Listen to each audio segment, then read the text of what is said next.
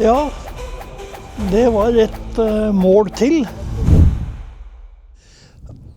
Nå har jeg kommet meg opp til parkeringsplassen til der du kan gå ut til Knivskjellodden, føre Nordkapp-platå.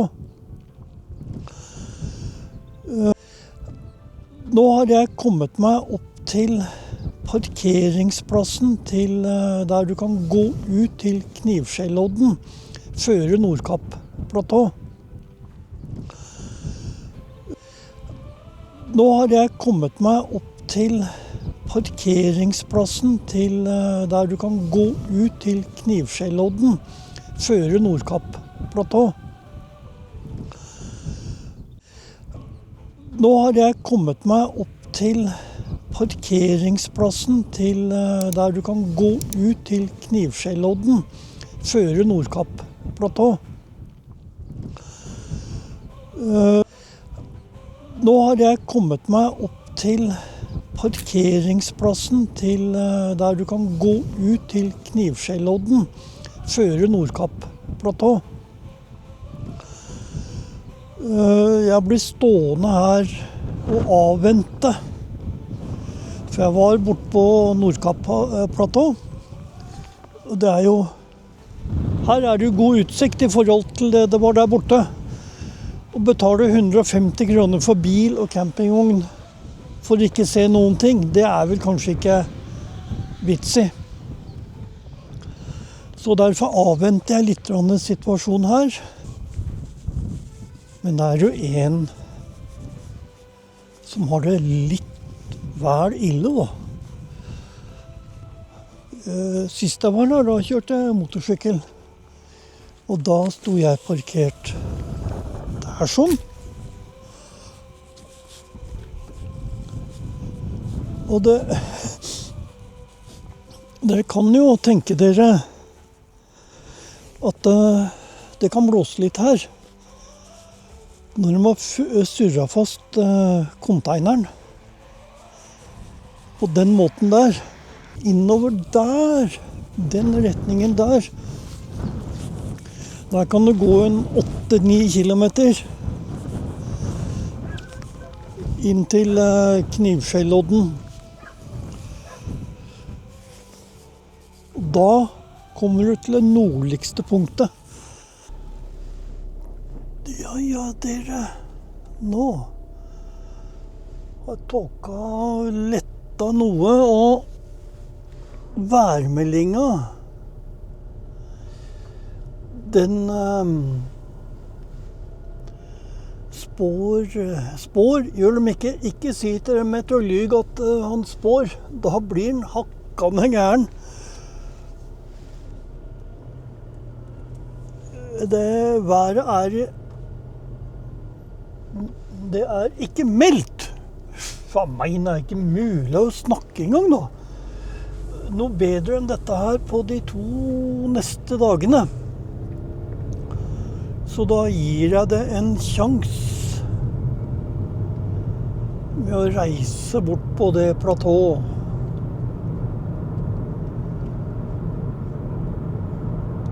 Det er hvis du er glad i turister, så kan du jo reise dit. Og så reiser jeg dit. Men det gjør jeg bare for at jeg skal filme for dere.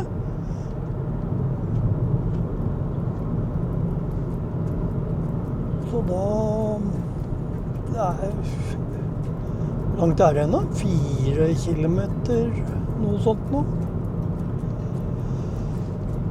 Så nå kan det hende at vi kan få sett sjøen.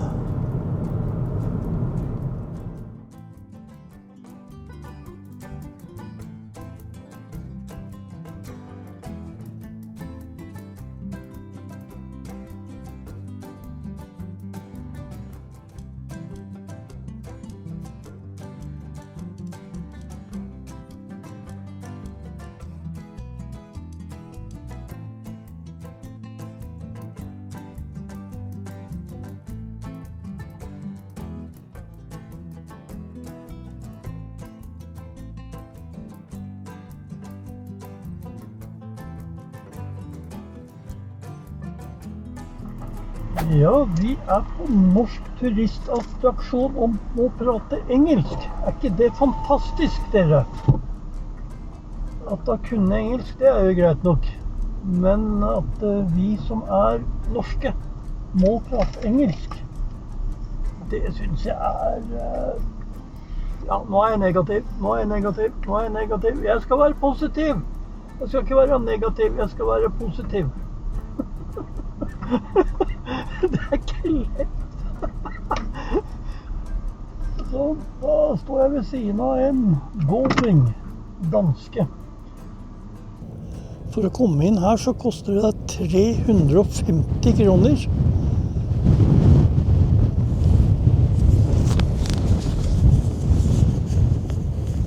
Jeg har vært inne her før, så jeg går ikke inn. Det ikke aktuelt. Det ikke aktuelt i hele tatt. Skal vi se om jeg klarer å finne det. Det blåser litt. Bare beklager det. Men sånn det her.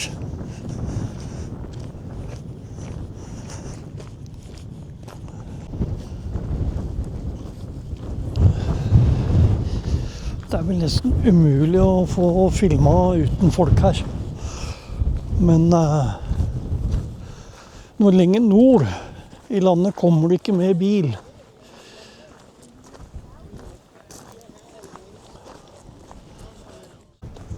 Jeg prøvde å ha kamera på fot, og det gikk heller dårlig. Det blåste over ende. Men det i hvert fall det dere ser nå. Bedre utsikt kan jeg ikke lage til dere i dag. Det litt umulig. Det 300 meter ned her da. Og Knivskjellodden, den ligger jo borti der. Jeg orker ikke å gå rundt her, så dere ser hva dere ser her nå. Det holder det. Ja, nei, hva skal man si om Nordkapp-platå? Ja, nei, hva skal man si om det? Hva skal man si om Nordkapp-platå? Det mange som vil hit. Fordi at dette jo nordligste punktet. Og det noen som utnytter maksimalt. Beklager, men folkens, jeg litt negativ til sånne turistgreier som det der. At noen skal utnytte dette her sånn. Altså, du må betale 100 kroner for parkering. Det vel ikke akkurat samme prisen som i Oslo sentrum, for her kan du få lov til å stå i 5 timer. Du må betale 15 kroner per person for å gå rundt på grusplassen. Og så må du betale 350 kroner for å komme inn i bygget for å se på eventuelt en film og et kapell. Og gå på en kafeteria som du kan få kjøpt kjempedyr mat. Men da kan man i hvert fall si at den har vært lengst nord. Men ikke lengst nord på fastlandet. Ja, det nok spesielt for mange å komme hit. Jeg må si det. Men jeg reiser ikke hit igjen. Nå har jeg vært her 5 ganger. Det får piska det holde, og så sier jeg til folk at de ikke reiser hit. Snakk om å snakke med seg selv. Nordkapp kommune, Finnmark fylke. Nordkapp het inntil 1951 Kjellvik kommune. Grunnlagt 1861. Administrasjonssenter Honningsvåg. Innbyggernavn Nordkappværing. Det 925,69 kvadratkilometer stort. Det har en befolkning på 2932, som gir en befolkningstetthet på 3,29 innbyggere per kvadratkilometer. Det 1525 husholdninger i denne kommunen. God morgen, i hvert fall det morgen for meg. Nå står jeg litt oppe i bakken i Honningsvåg. Nordkapptrappa. All ferdsel i trappa. Foreløpig så går det jo greit. Det var ikke store stigning. Men det var oppe der da. Det ble litt bratt. Men jeg skal gi det et forsøk. For vi se om jeg stopper på grunn av beinet, eller at det blir kaldt. Men her var det slutt på liksom trapp. Så jeg skal konsentrere meg litt om å gå. Trappa var grei, den. Den er akkurat sånn at den skal ta pusten fra deg. På den ene eller andre måten. Jeg småløp litt oppover. Det kan jeg vel få en for. Nå håper jeg ikke det er langt igjen.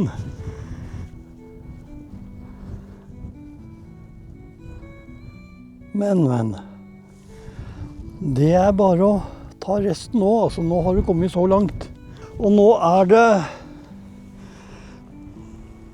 sånn vei opp til toppen der, og det var liksom trappa jeg skulle for da. Og nå kommer jo tåka, og nå er jeg vel på toppen av fjellet, omtrent da. Nei, jeg karrer meg ikke opp der. Det får være en viss grense på hva jeg skal drive med. Ja. Sånn ser nesten en nykokt hummer ut. Det var litt av en trapp, altså, der jeg sto ved skjerpa i stad. Da så det ut som at han stoppa på toppen, altså på knekken her. Men nei da. Da var det et godt stykke igjen oppover. Så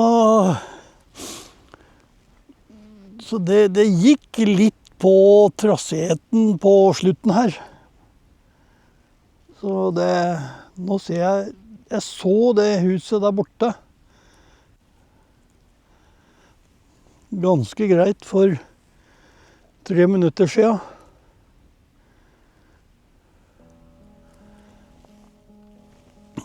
Så nå er det bare å sette kursen ned. Du ser jo ingenting egentlig. Det er en solskinnsdag. Nå er Honningsvåg nesten ilagt tåka her. Ja. Nei, men da har jeg gjort det. Og fått dagens morgentrim. Og det er jo er det fint vær, så vil jeg anbefale å ta den Nordkapptrappa. Den ligger i Honningsvåg. Du bare kjører opp noen bakker. Det er ganske bratt i denne byen. Det er veldig bratt. Men da skal jeg prøve å komme meg ned, for nå kommer det en sliten figur oppover. Han har treningstøy, dere. Ja, det har jeg også.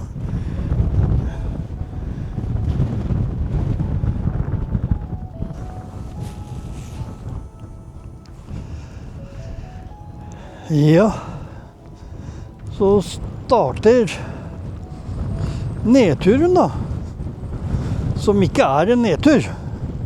Det går bare nedover. Det er litt sånn der ugreie trinn her. Og været, det skifter. Det var rimelig greit når jeg kom, og så kom vind og regn. Og så ble det opphold igjen, og da fikk jeg filmet litt grann da.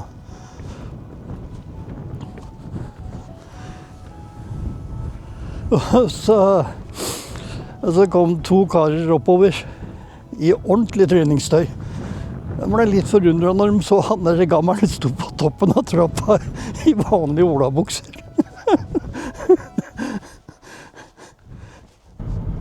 Nå sier jeg vel til Honningsvåg, Nordkapp, Nordkapp-platå, Nordkapp kommune. Nå kommer jeg akkurat inn i den siste eller første tunnelen, altså dette blir jo første tunnelen da, fra Honningsvåg. Ja, altså, hvis du er turist, kommer langveisfra, så skjønner jeg det at du vil til Nordkapp, altså. Jeg gjør det. Så, men jeg synes at turistene blir utnyttet. Det er litt for stive priser. Det er greit at du må betale for å komme inn, men det får være litt grann, ja, men sånn er det.